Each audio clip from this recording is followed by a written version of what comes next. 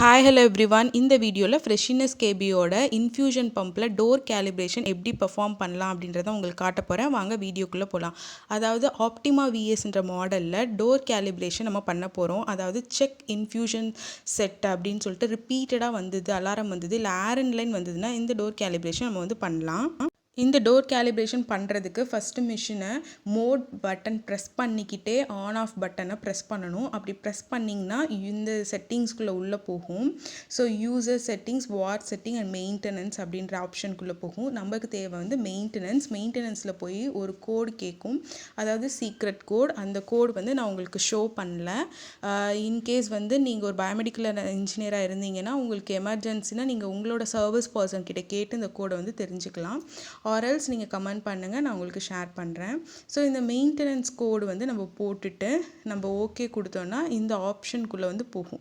அதாவது கேலிப்ரேஷன்ற ஆப்ஷனுக்குள்ளே நம்ம போகும். அதில் டெஸ்ட்டு, கான்ஃபிகரேஷன் அண்ட் கேலிப்ரேஷன் 3 இருக்கும்.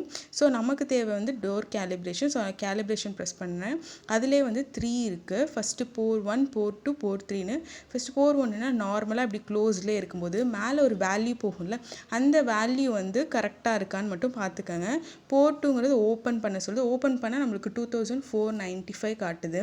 நெக்ஸ்ட் போர் 3 லைன், இன்ஃப்யூஷன் லைனை இன்செர்ட் பண்ண சொல்கிறாங்க. ஸோ அதுக்கேற்ற மாதிரி நம்ம ஒவ்வொரு பெர்ஃபார்மன்ஸும் பண்ணணும். ஃபஸ்ட் ஒன்று க்ளோஸ்லே இருந்துச்சு டோரு. செகண்டில் டோரை ஓப்பன் பண்ணோம். தேர்டில் இன்ஃப்யூஷன் செட்டை நம்ம இன்சர்ட் பண்ணுறோம். ஓகேங்களா?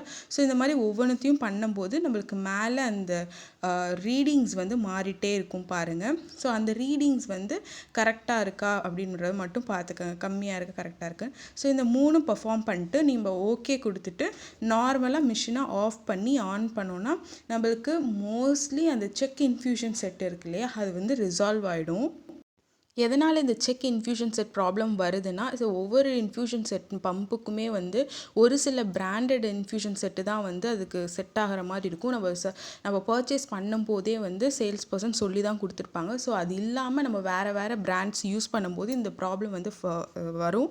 ஸோ அந்த டைமில் நம்ம டோர் கேலிப்ரேஷன் பண்ணிவிட்டு நம்ம இன்ஃப்யூஷன் செட் யூஸ் பண்ணோன்னா இந்த ப்ராப்ளத்தை சால்வ் பண்ணிக்கலாம். ஸோ ஒரே பிராண்டட் இன்ஃப்யூஷன் செட் போடுறது மூலமாக இந்த ப்ராப்ளத்தை சால்வ் பண்ணலாம்.